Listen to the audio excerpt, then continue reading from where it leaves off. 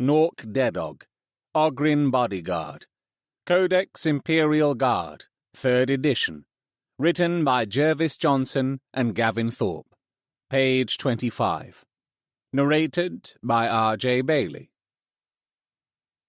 The huge figure shambled towards where the thin and tangled body of Colonel Grice lay. Luckily, the ancient colonel had been thrown free of the carrier as it veered out of control. Now the chimera perched upended in a drainage ditch, steam and smoke pouring from its crew compartment. The force of the explosion had pitched Grice into a ditch on the other side of the track. As the massive Ogryn towered over the tiny body, he sensed his master was badly hurt. He looked for a moment at the oddly twisted limbs and blood-soaked uniform, and poked the old man a couple of times to make sure he wasn't fooling. Grice moaned faintly. Nork felt a tide of misery well up inside his huge and faithful heart. Grice was his friend. Grice had been good to Nork, and let him fight by his side. The Ogryn fumbled with his water bottle, breaking off the cap with clumsy hands as he gently proffered the bottle to the man's lips. Grice murmured as the cool water splashed over his face. "Nork," he whispered, "stop trying to drown me and fetch the medipack." "Yes, sir," shouted Nork, saluting instinctively with his left hand, then his right, then both hands together. Nork shuffled to his feet and loped back toward the carrier. He picked his way past the crumpled bodies of the crew and the HQ squad, noticing with only passing curiosity the pain in his own legs, where numerous shrapnel hits had penetrated his thick hide. Without a second thought, he grabbed hold of the chimera behind its rear track guards and heaved. The weighty vehicle shifted slightly. He heaved again. There was a creak of tortured metal as the carrier pivoted against the soft edge of the ditch and came to rest on its broad tracks. Colonel Grice tried to flex his hands. Nothing. He tried to raise his head, but as he did so, his vision swirled and he lost consciousness. He came round moments later, or minutes, or was it hours? It was hard to tell. His ears were booming from the noise of the explosion.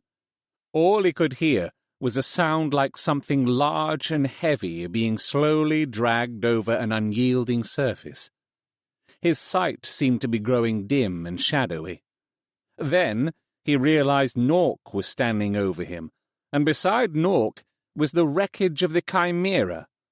The Ogryn had dragged the armored carrier out of the ditch and 20 yards down the road. "I said fetch the medikit, not the carrier, Nork," whispered Grice. He was regaining the feeling in his arms and legs, and he didn't like it much. "The medikit is in the carrier, sir," beamed the Ogryn. "Good thinking, Nork," grunted the colonel through clenched teeth and mounting pain. "Now bring the medikit over here." "Yes, sir," came the loud and snappy response as Nork plunged into the chimera, remembered he had forgotten to salute, came back, saluted twice for good measure, and busied himself searching for the vehicle's medical supply chest. You have been listening to Nork Deddog, Ogryn Bodyguard, Codex Imperial Guard, 3rd edition, by Jervis Johnson and Gavin Thorpe, page 25. Codex Imperial Guard, 3rd edition, was written by Jervis Johnson and Gavin Thorpe, and narrated by R.J. Bailey. Thank you to Jervis Johnson and Gav Thorpe for writing the fiction I grew up with. If you've enjoyed this, please leave a review on iTunes, Spotify, or like, share, and subscribe on YouTube, depending how you're listening. This production, like all of Oldex, is entirely unofficial and uncommercial. From an out-of-print publication, is a derivative work with all copyrights owned by Games Workshop, and is a celebration of the hobby and lore I grew up with. If you have suggestions for other old Codex fiction for me to narrate on this podcast, you can comment, Contact me on Twitter at rjbailey or email robertjbailey@gmail.com. Links are in the show's description.